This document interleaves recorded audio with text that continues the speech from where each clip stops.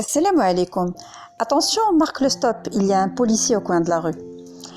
Cette scène, a priori banale, a un parallèle assez intéressant. Quand on a pris connaissance de la présence du représentant de la loi, soit le policier, nous avons obéi scrupuleusement à la loi.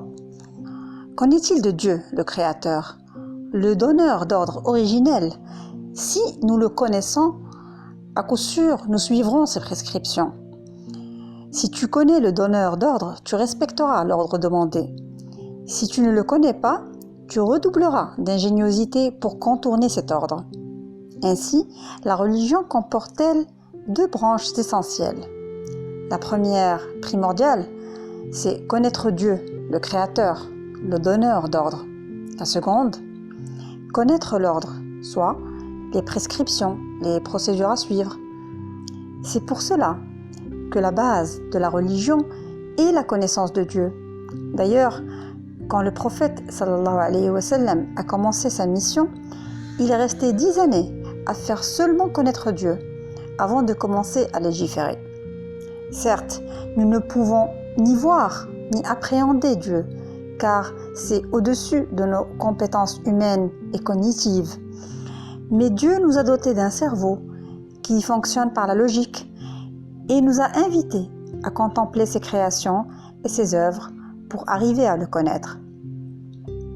Quand vous voyez un tableau dessiné ou une sculpture par exemple, vous savez assurément qu'il y a un artiste derrière qui l'a créé.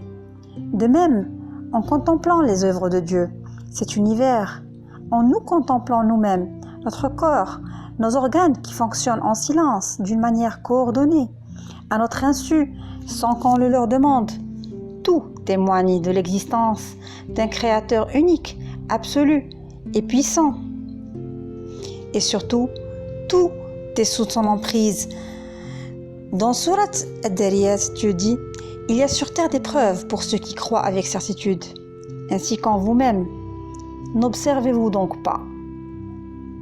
Dans Surat Az-Zumar, « Ils n'ont pas estimé Allah comme il devrait l'être, alors qu'au jour de la résurrection, il fera de la terre entière une poignée, et les cieux seront pliés dans sa droite. Gloire à lui.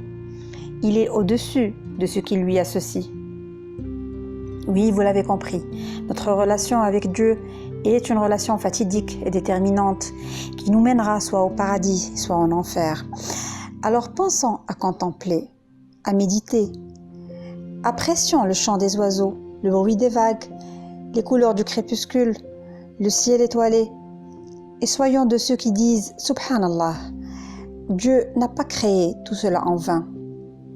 Alhamdulillah, oui, soyons reconnaissants de pouvoir apprécier et de jouir de tous les biens qu'il a mis à notre disposition. Communion avec la nature, avec la terre, avec notre corps.